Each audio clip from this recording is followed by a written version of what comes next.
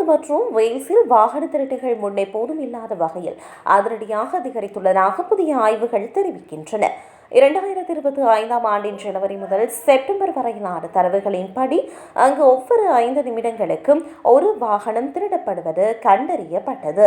திருடர்களால் அதிகம் குறிவைக்கப்படும் வாகனங்களின் பட்டியலில் கார்களே முதலிடத்தில் உள்ளன. கோ ஆஃப் இன்சூரன்ஸ் நிறுவனம் வெளியிட்டுள்ள தரவுகளின்படி இந்த ஆண்டின் முதல் 9 மாதங்களில் மட்டுமே 80,000க்கும் மேற்பட்ட வாகனங்கள் திருடப்பட்டுள்ளன. இது 2024ஆம் ஆண்டின் இதே கால பகுதியுடன் ஒப்பிடும்போது 11% அதிகமாகும்.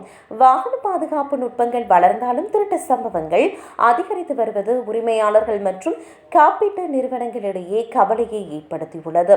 பிராந்திய வாரியாக பார்க்கும்போது தலைநகர் லண்டன் மிக மோசமான பாதிப்பை சந்தித்துள்ளது.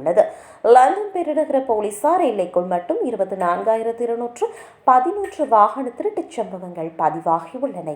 லண்டன் பெருநகர போலீஸ் எல்லைக்குள் மட்டும் 24,211 வாகன திருட்டுச் சம்பவங்கள் பதிவாகியுள்ளன.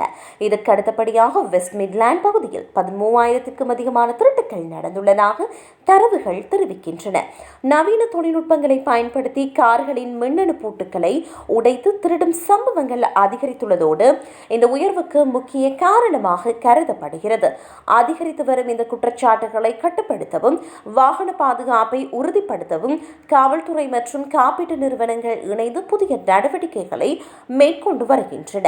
இந்த தரவுகள் வாகன உரிமையாளர்கள் தங்களது வாகனங்களின் பாதுகாப்பில் கூடுதல் விழிப்புணர்வுடன் இருக்க வேண்டியதன் அவசியத்தை வலியுறுத்துகின்றன.